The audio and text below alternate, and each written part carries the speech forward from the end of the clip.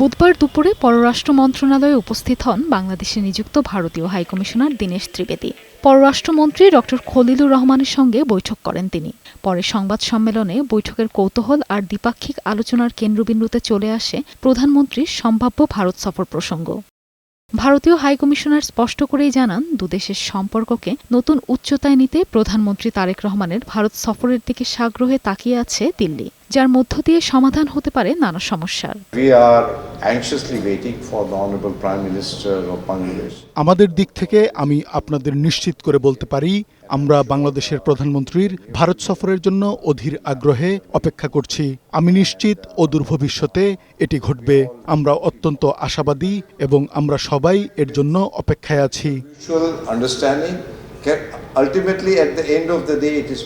ভারতীয় হাইকমিশনারের আশাবাদের পরপরই সফরের বিষয়টি নিয়ে খোলামেলা কথা বলেন পররাষ্ট্রমন্ত্রী ড খলিলুর রহমান। জানান, ইতিবাচক আলোচনা হলেও শীর্ষ এই সফরের চূড়ান্ত সিদ্ধান্ত নেওয়া হবে আলোচনা সাপেক্ষে। দুই দেশের সম্পর্ক রিসেটের ব্যাপারে এই বিষয়ে আমরা দুজনে ঐক্যমত পোষণ করি।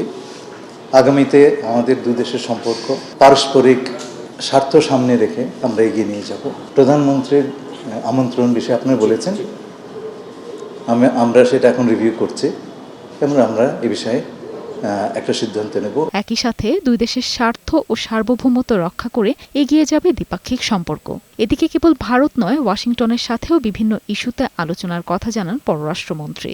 শীঘ্রই যুক্তরাষ্ট্রের দক্ষিণ ও মধ্য এশিয়া বিষয়ক বিশেষ দূত সার্জিও গোরের সাথে রোহিঙ্গা সংকট সহ আঞ্চলিক সার্বিক বিষয়ে আনুষ্ঠানিক আলোচনার কথাও জানান তিনি। আমেরিকার সঙ্গে বাংলাদেশের সম্পর্ক বহুমাত্রিক, তারাও চাইছেন সম্পর্কটাকে আরও এগিয়ে নিতে। মেরিন আমিন, বৈশাখী সংবাদ, ঢাকা।